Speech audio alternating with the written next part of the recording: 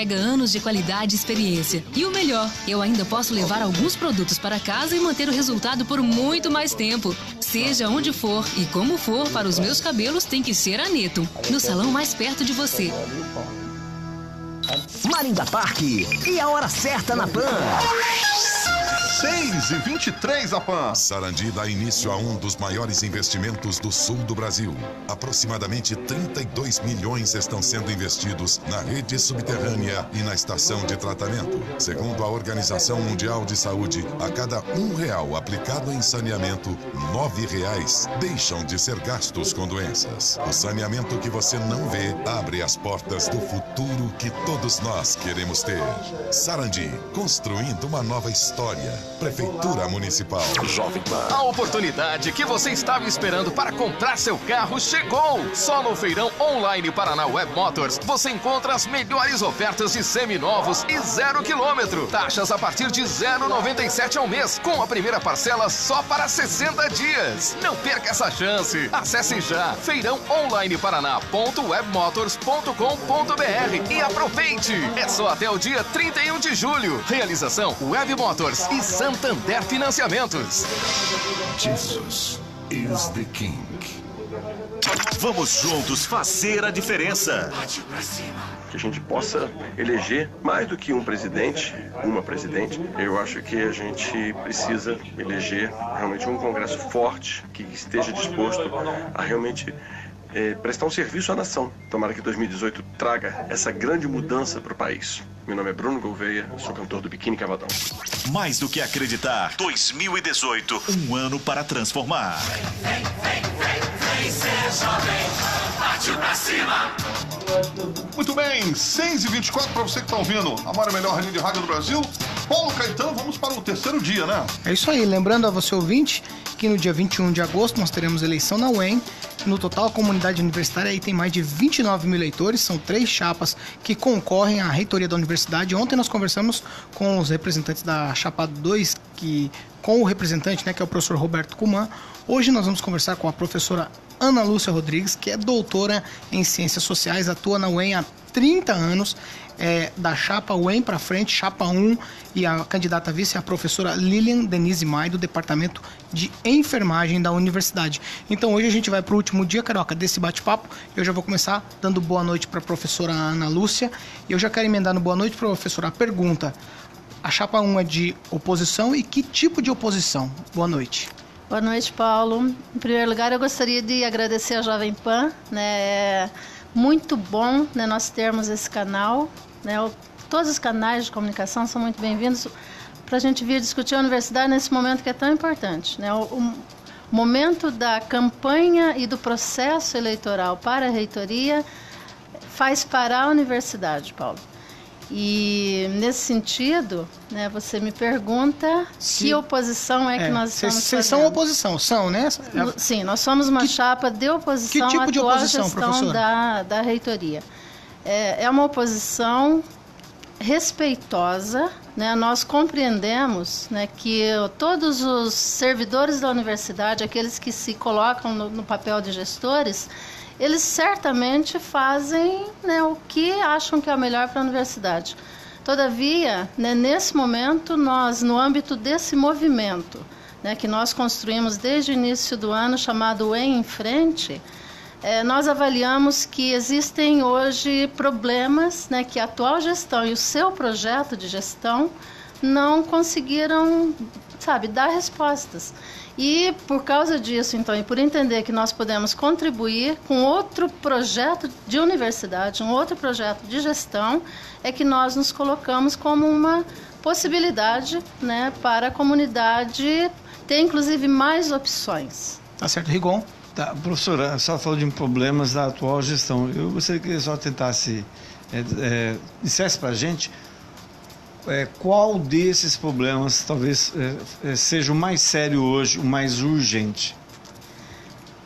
Rigon, nós avaliamos que o principal problema, a universidade está num processo de crise que não é só dela, né? Então tem vários problemas em todos os setores, temos obras que não foram finalizadas, nós temos um problema gravíssimo que impacta diretamente na sabe, na alma da universidade pública, Rigon, que é a falta de servidores, né? Nós não temos, a gente está com metade dos servidores técnico-administrativos de apoio, né? Nós estamos com um conjunto também de muitos docentes, nós precisamos contratar mais docentes.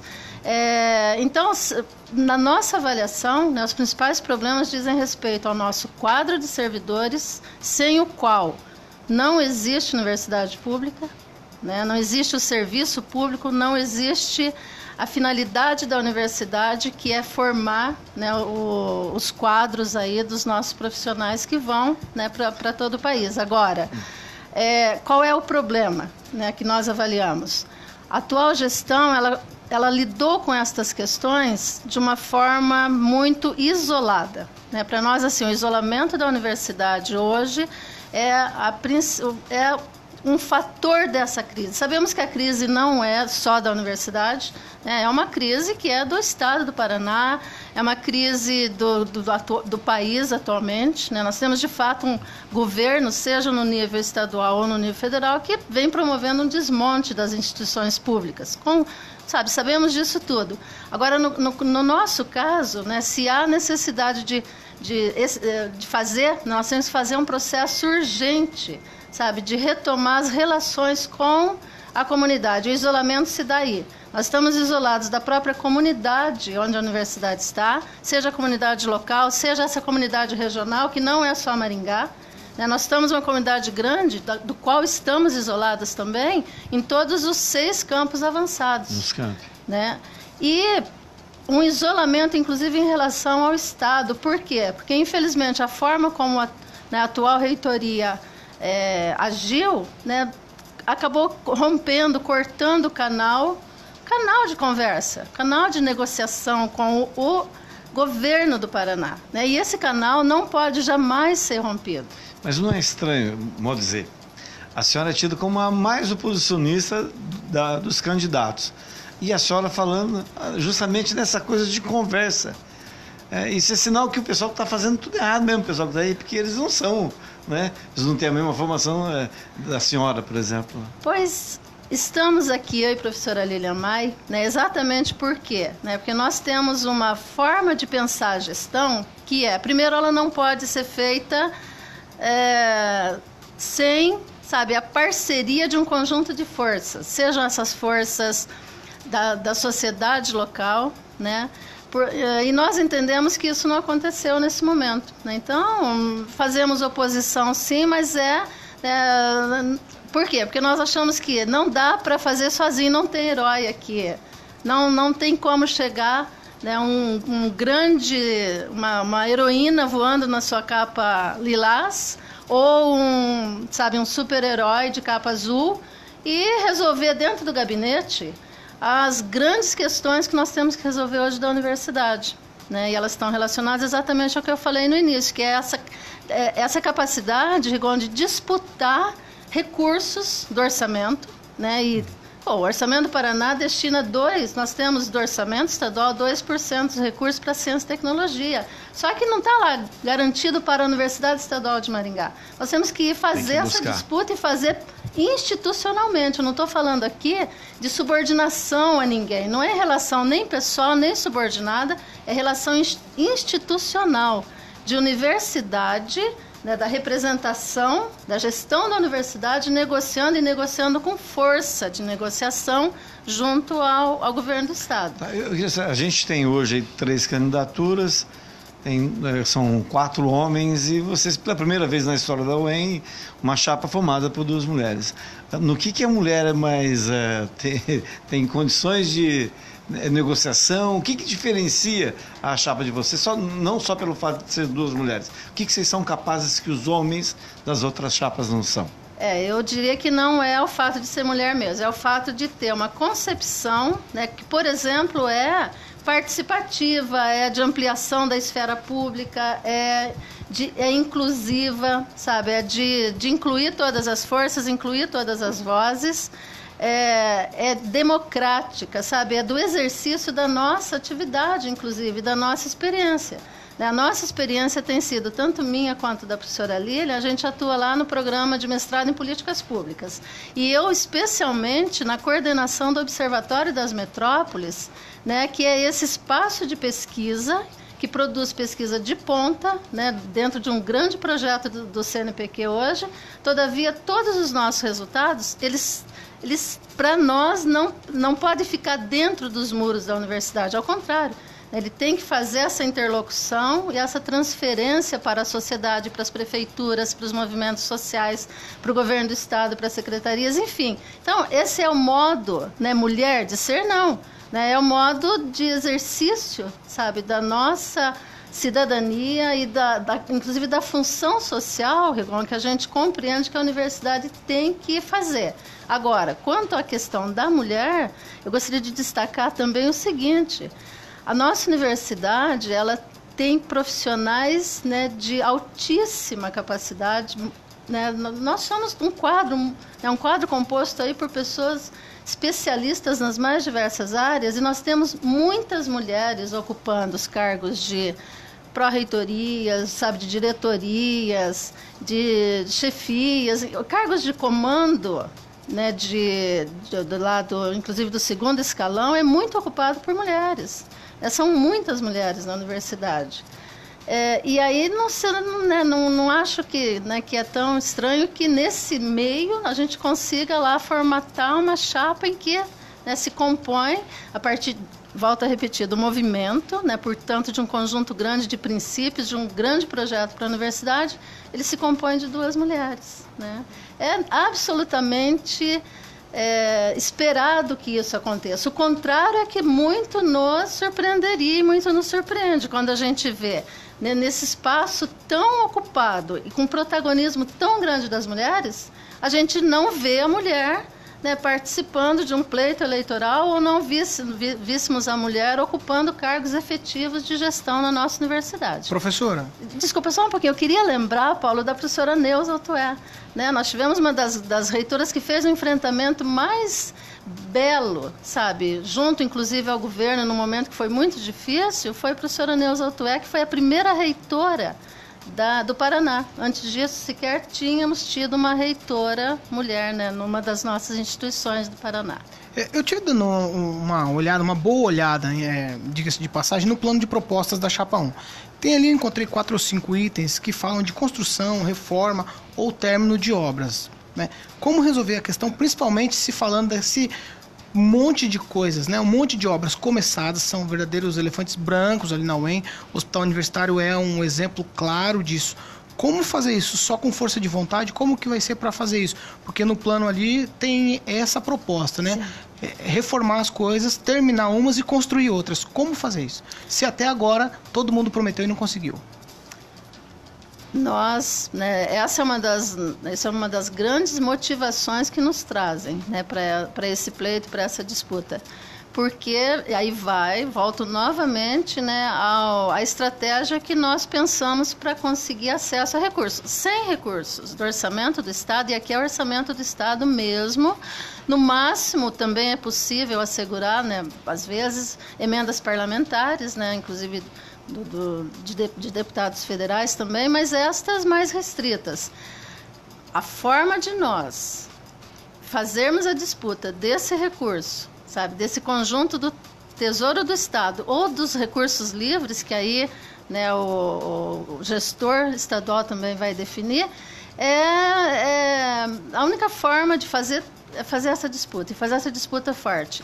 E aí, né, para nós, assim, o carro-chefe da nossa gestão tem a ver exatamente com a retomada dessas relações, Paulo. Né, porque, por exemplo, nós temos um conselho, só para você ter ideia, mas você diz, mas é discurso, é fácil fazer discurso, né, e como que você vai chegar lá e fazer com que os recursos sejam assegurados para essas obras? Primeiro porque são obras da Universidade Estadual de Maringá, que é uma política do governo do Estado. Né? O governo do Estado do Paraná tem uma política virtuosíssima, maravilhosa de instituições de ensino superior. É a maior rede de instituições de ensino superior do Brasil. Então, assim, é uma política de governo, o governo tem essa responsabilidade, só que é evidente que, né, ele tem que ser convencido, né? Primeiro que nós temos um conjunto de obras lá que, se não forem finalizadas, elas tendem a ser destruídas pelo tempo, né? Porque já estão há muito tempo abandonadas. Então nós precisamos também otimizar e recuperar até o grande investimento público que já foi feito lá. Agora, como nós vamos fazer isso? Novamente eu digo, pelo estabelecimento dessa... nós vamos engrossar as fileiras das pessoas que vão fazer conosco essa demanda e essa busca de recursos. Quem são essas pessoas? É muito importante dizer isso.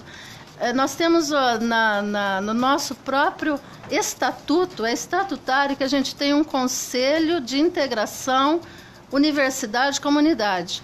Paulo, né, Rigon, esse conselho, ele congrega a sociedade civil maringaense, forças do Poder Executivo Municipal, Legislativo, Judiciário, Ministério Público.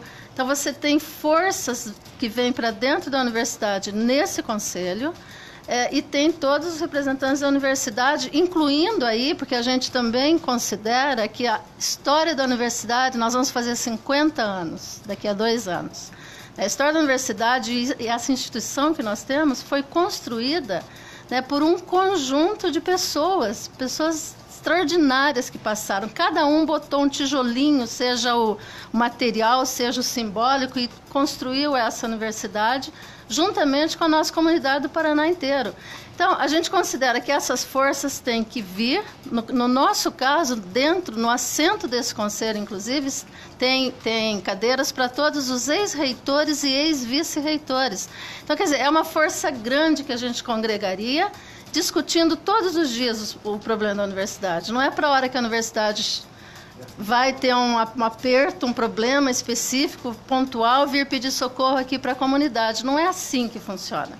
A nossa relação é essa relação de trazer a nossa comunidade aqui, e em todos os 6 campos, vai ter também o conselho em cada uma daquelas cidades onde estão nossos campos.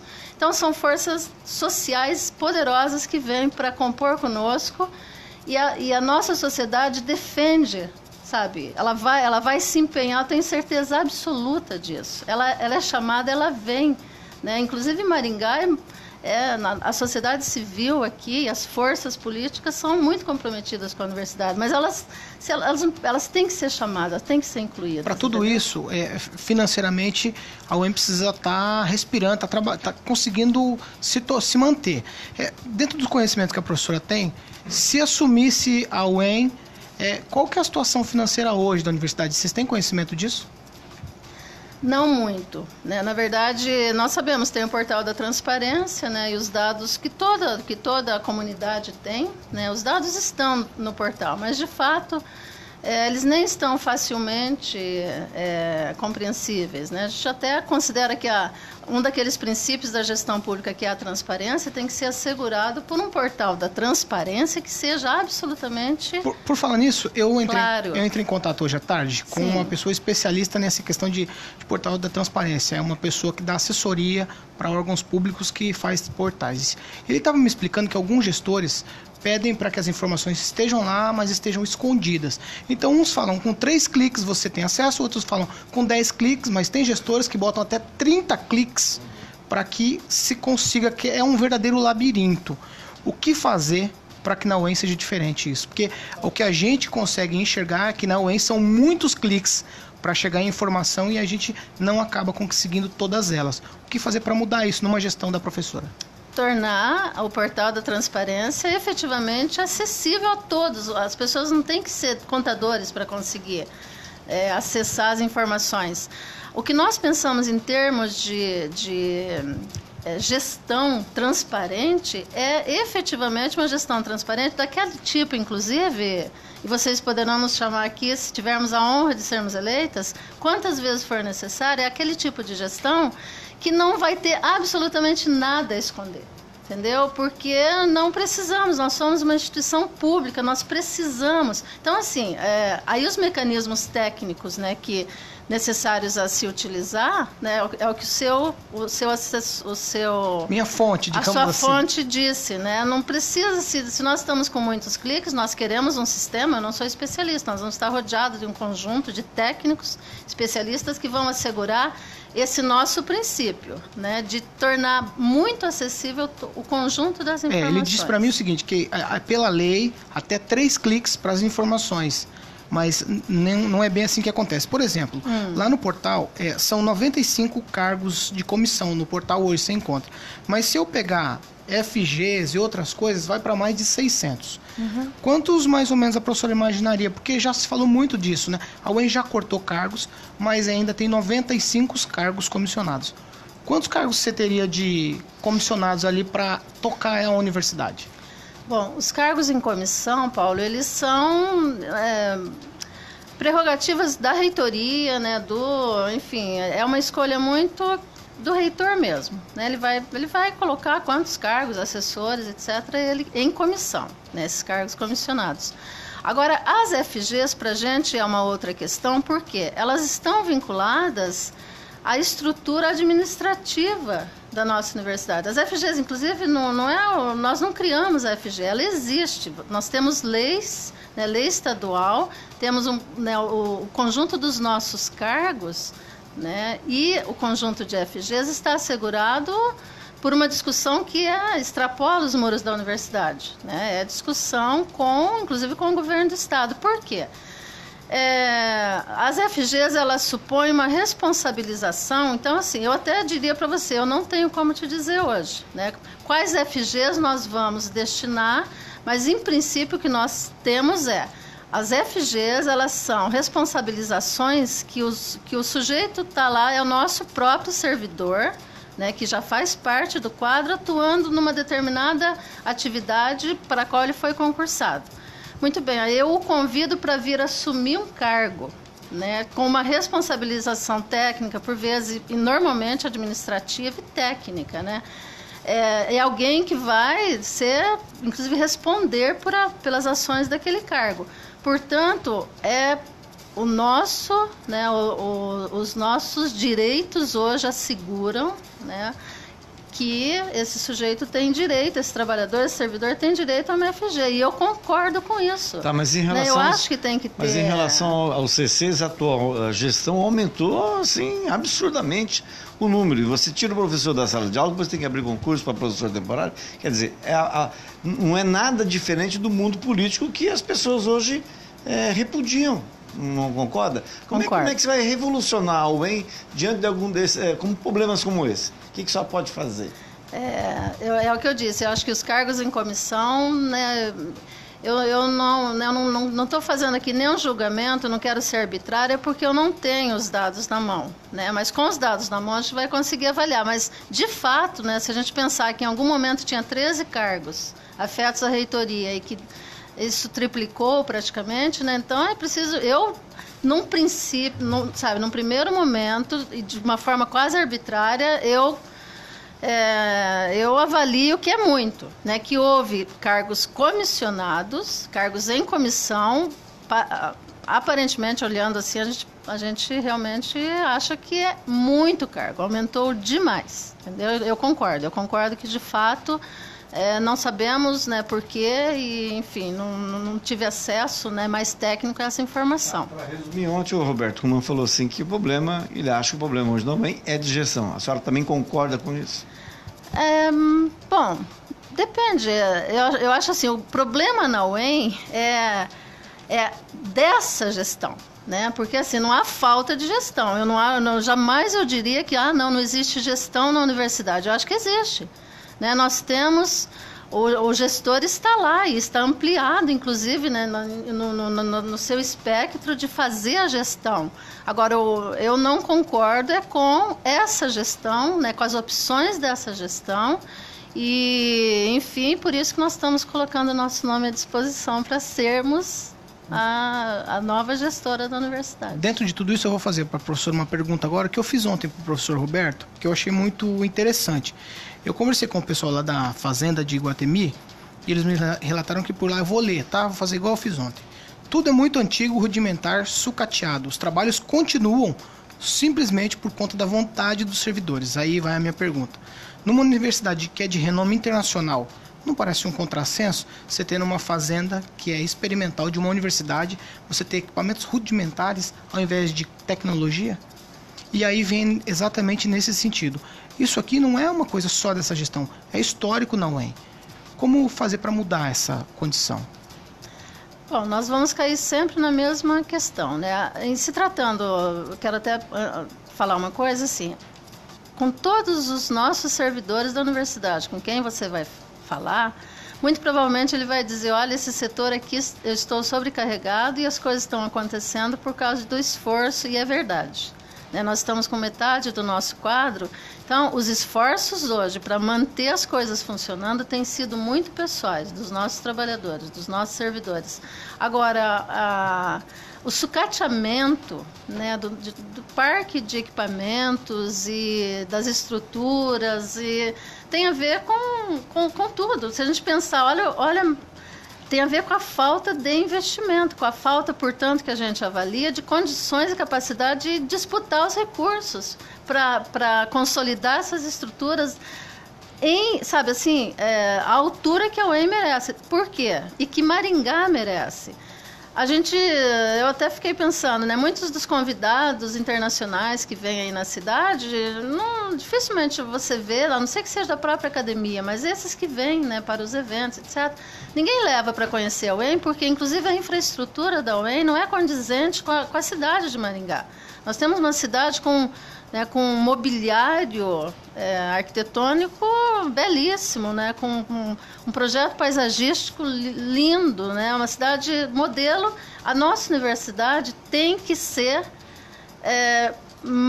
ela tem que ser uma universidade como é a nossa cidade. E para isso não existe discurso, não existe empenho em, ter o projeto e buscar os recursos para efetivar. A fazenda não é diferente. Né? E todos os nossos outros setores. Estamos com um parque todo bastante defasado e debilitado. Mas na fazenda, por exemplo, você não tem uma interação tão grande com a sociedade. No hospital universitário a gente tem essa interação. A sociedade frequenta o hospital. Por lá, a professora acha que é contento o atendimento às pessoas e também o aprendizado que deveria acontecer lá. Eu digo na esfera máxima de educação, né? Porque quem foi para o hospital é porque já tá pronto para o mercado. Então, acontece a contento, tudo lá, o atendimento, as pessoas e o aprendizado? Quem deveria responder essa pergunta seria a candidata a vice. Mas o que acontece? Né? Que ela atua no curso de enfermagem e ela é professora no hospital. Né? Inclusive, a vinda da professora Lília Mai para nossa chapa tem muito a ver com com essa prioridade que a gente quer dar para o hospital pela importância, exatamente pelo que você está falando. O hospital é o principal serviço. A universidade funciona com, além de formar os nossos quadros, prestar serviços também é uma coisa importante, mas o que tem mais visibilidade é o nosso hospital universitário.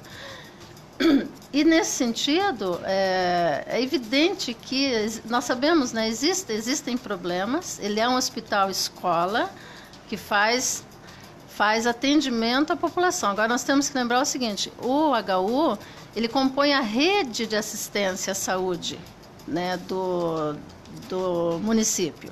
Né? Então,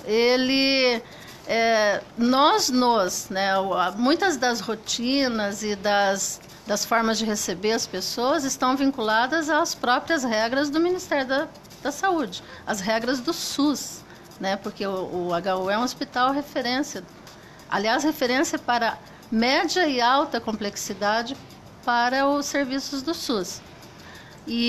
Mas também estamos lá com problemas muito graves, né? A população, vez ou outra, a gente vê problemas, inclusive, vindo para a mídia, né? Porque acaba, de fato, sendo questões muito complicadas, mas a gente, né, vai na mesma lógica. É preciso estar, né, se tem lá um conjunto de obras que tem que ser finalizadas, o hospital tem que se constituir consolidar como esse grande hospital, né, que ele é e que ele poderá ser ainda quando ele estiver implementado em toda a sua infraestrutura. E aqui a gente, inclusive, né, eu gostaria de fazer uma crítica, né, colocar aqui uma crítica, que é, nós sempre se fala, mas não, a falta de recursos, né? Nós acabamos de ver notícias de que né, começa a ser construído em Maringá um novo hospital municipal. Ou seja, estão sendo aportados mais de 120 milhões para se construir um novo prédio de hospital em Maringá. O HU, com a metade disso, né, ou talvez com um terço desse valor que está vindo só para a obra do Hospital da Criança, o HU certamente se consolidaria como o hospital que a nossa comunidade local e regional, que ele tem uma abrangência regional muito grande, teria uma assistência perfeita, né, se esse recurso viesse para o HU e não para o Hospital da Criança. Por quê? Porque... A gente já está com o tempo um pouco estourado. Eu estou indo já para o final aqui, Carica. Não, só fechando isso então. E o que aconteceu? Nós tínhamos um ministro da Saúde que é maringaense, uma governadora que é maringaense. Nós achamos que a gestão da UEM perdeu uma grande oportunidade de fazer a disputa de recursos e consolidar pelo menos o nosso hospital com essa força política que a gente tinha lá, como um grande hospital que ele é. Professora, só para a gente encerrar, a Jovem Pan Maringá fala para 4 milhões de ouvintes, num universo aí dos 29 mil eleitores, a professora está falando provavelmente para a maioria deles. Por que a professora merece o voto deles para a gente encerrar? Muito bem, porque nós, né, estamos propondo fazer então uma gestão comprometida efetivamente desde o primeiro dia, né, da gestão até o último dos 4 anos. E estamos aqui empenhados realmente, né, em consolidar nossa universidade, né, como uma grande instituição de excelência que ela é, e consolidar o nosso quadro, né, com as condições de humanização, sabe, de respeito, nós queremos que as pessoas que estão aí dizendo, eu vou me aposentar, elas digam, não, ficou legal pra caramba, eu não quero me aposentar agora, eu vou ficar mais um tempo. Esse nível de universidade é um sonho de fato, sabe, é um sonho, e para mim especialmente é coroar com chave de ouro uma carreira de 30 anos, sabe, uma carreira de dedicação, que me realizou, que me formou, a universidade me formou, né, naquilo que eu sou, nessa pessoa que eu sou. E eu creio assim que é o momento de fazer esse retorno. Tá certo, muito obrigado, quero agradecer a professora Ana Lúcia Rodrigues, também a professora Lilian Denise Mai, que está aqui no estúdio. Em nome da Jovem Pan, agradecer a presença de vocês. Carioca, a gente já está chegando no final, então... Sim, vamos para o break. Você volta amanhã em mais uma edição do Pan News. Exatamente, às 9 da manhã. Eu, Ângelo Rion, Agnaldo Vieira, Roberto Lima e Orlando Gonzalez. Jovem Pan. A Rádio do Brasil. Jovem Pan. WhatsApp da Pan.